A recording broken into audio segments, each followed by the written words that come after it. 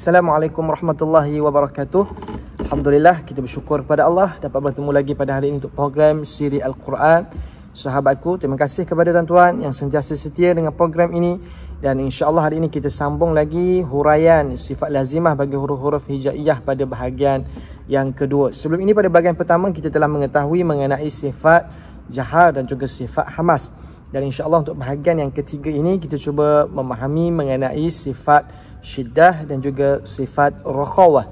Pertama sekali kita lihat apakah makna ataupun definisi syiddah.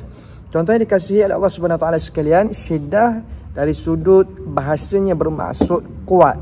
Sementara dari sudut istilah iaitu suara yang tertahan ketika mana menyebut huruf-hurufnya kerana berpegang kuat ia pada makhrajnya. Yakni pada makhraj huruf-huruf yang bersifat syiddah ini, bila mana menyebut hurufnya suara kita tertahan, seperti mana kata Imam Sahib Al-Salsabi Al-Syafi, wasyiddatu la, yang bermaksud dan syiddah itu tidak, yakni tidak berlari suara, bermaksud tertahannya suara kita ketika menyebut huruf-huruf syiddah ini. Berapakah huruf syiddah? Huruf syiddah telah disebut oleh ulama ada 8 huruf, iaitu huruf ba, huruf ta, huruf jim, huruf dal, huruf ta, huruf qaf, huruf kaf dan juga huruf hamzah. Ataupun huruf-huruf ini terhimpun dalam rangkai kata yang telah disusun oleh ulama, iaitu rangkai kata ajid, qatin, bakat. Itulah huruf hamzah, huruf jim, huruf dal, huruf qaf, huruf ta, huruf ba, huruf kaf dan juga huruf ta.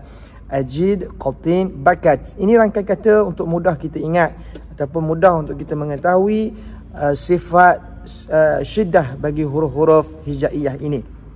Baik, tuan-tuan dikasihi oleh Allah Ta'ala sekalian, rangkai kata ajid, qatin, bakat ini juga ada disebut dalam rangkai kata yang lain, iaitulah ajiduka tatabaqu, juga dihimpun dalam rangkai kata sebegini untuk mudah kita ingat ataupun mudah untuk kita faham. Ataupun dalam rangkai kata yang lain ajiduka tabbaqata, ataupun rangkai kata yang lain ajaddat ka qutbin, ataupun di awal setiap kalimah pada ungkapan da'ka salan amin bima ja'ana taw'an takun qamara, yakni adanya huruf dal, huruf kaf, huruf hamzah, huruf ba, huruf jim, huruf ta, huruf ta dan juga huruf qaf. Dan huruf-huruf syiddah ini juga dikenali sebagai huruf syadidah.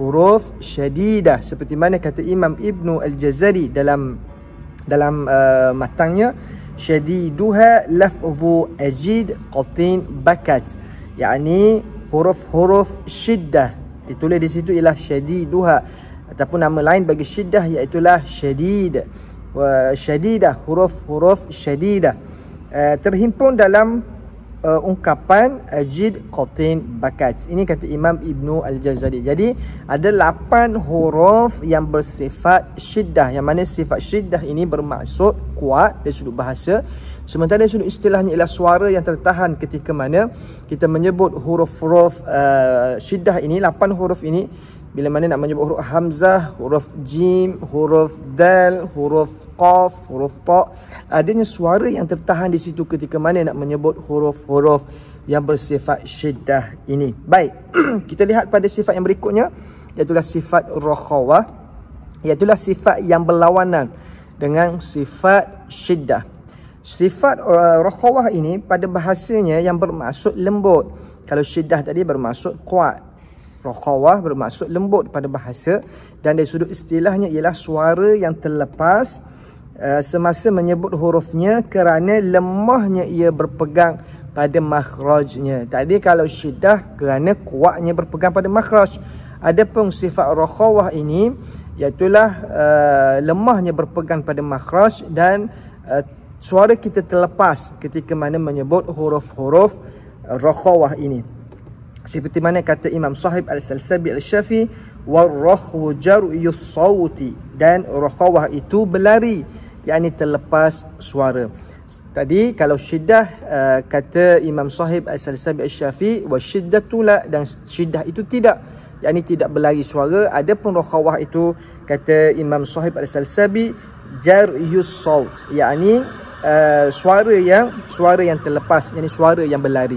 Baik, huruf-huruf rakhawah kata ulama adanya 16 huruf, iaitulah huruf alif, huruf fa, huruf ha, huruf kha, huruf dhal, huruf zai, huruf sin, huruf shin, huruf sad, huruf dad, huruf dha, huruf ghin, huruf fa, huruf waw, huruf ha dan juga huruf ya, yang terhimpun dalam rangkai kata khudh, ghaffa, hadzin, faddin, syausin, zayya, sahin, ataupun has, khudh, syasin, hazzin, wa dhaghaf, yafidh.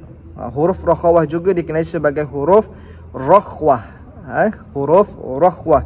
Seperti mana kata ulama tajwid, rakhwun minal hurufi 16 ha'un wa kha'u, dhalin, zayin, dhashtahaw, ta'un wa sinun, thumma shinun wa alif, sadun wa dadun, thumma dha wa win urif, wal ghainu, thumma al fa'u, thumma al ha'u, wa qad ata fi khatmihinna al ya'u.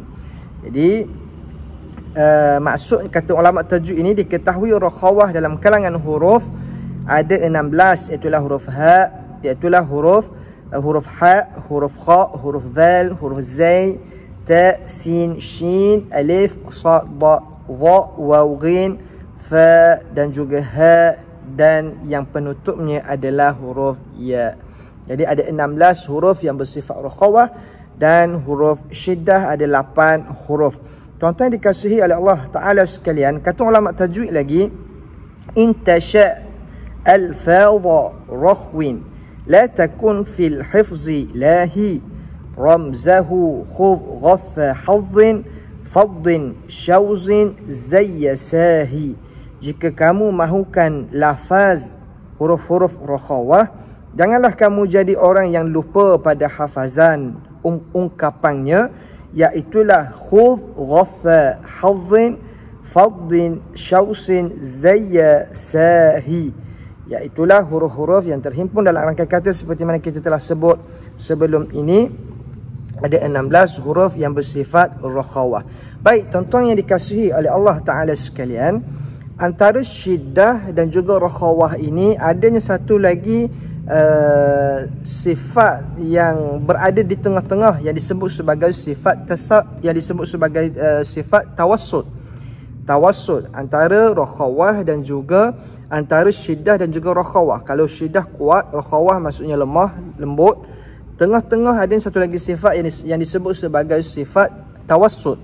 Apakah yang bermaksud tawassut? Tawassut pada bahasanya ialah pertengahan.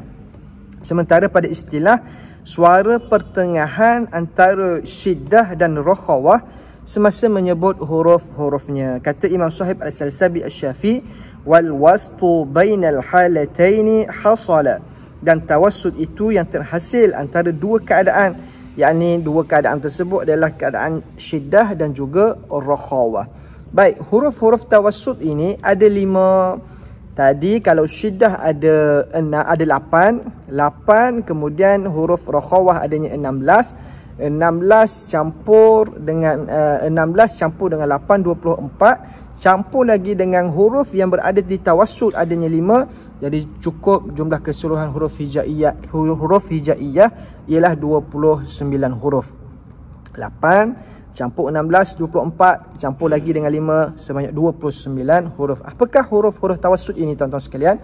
Huruf-huruf tawassut ini ada 5, iaitu huruf ra, huruf ain, huruf lam, huruf mim dan juga huruf nun, yang terhimpun dalam rangkai kata lin umar, ataupun amru nal, ataupun lam nur'a, ataupun man ra'al. Dan huruf tawassut juga dikenali sebagai huruf bainiyah, yakni huruf di antara, yakni antara sifat syiddah dan juga sifat rakhawah.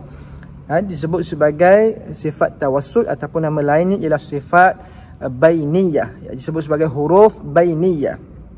Baik, ataupun juga disebut sebagai huruf mutawassitah. Huruf mutawassitah, ini huruf yang berada di pertengahan. Seperti mana kata Imam Ibnu Al-Jazari, wa baina rakhwin wasyadidi lin umar. Dan antara rakhawah itu dan juga syiddah terhimpunnya huruf-huruf pada ungkapan lin umar, yakni huruf lam, huruf nun, huruf ain, huruf mim dan juga huruf ra, iaitu huruf-huruf yang berada di pertengahan yang disebut sebagai sifat tawassut. Baik, seperti mana kata Syekh Ibrahim As-Samanudi lagi, wa baina syiddatin wa rakhwin lin umar, dan antara syiddah dan rakhawah itu terhimpunnya huruf-huruf pada ungkapan lin umar, huruf lam, nun, ain, mim dan juga huruf ra. Dan juga seperti mana kata Imam Sahib As-Salsabi Asy-Syafi'i, wa baina syiddatin wa baina rakhwi wa sawt fi lin umar, dan antara syiddah dengan rakhawah ada tawassut, yakni terhimpun huruf-hurufnya pada ungkapan lin umar. Contohnya dikasihi oleh Allah Subhanahu Wa Taala sekalian, hari ini kita dapat mengetahui mengenai sifat syiddah dan juga sifat rakhawah. Dan untuk pertemuan yang akan datang, insya-Allah kita sama-sama mengetahui hasil perbezaan antara jahar dan juga syiddah ini dan juga hamas dengan rakhawah serta tawassut.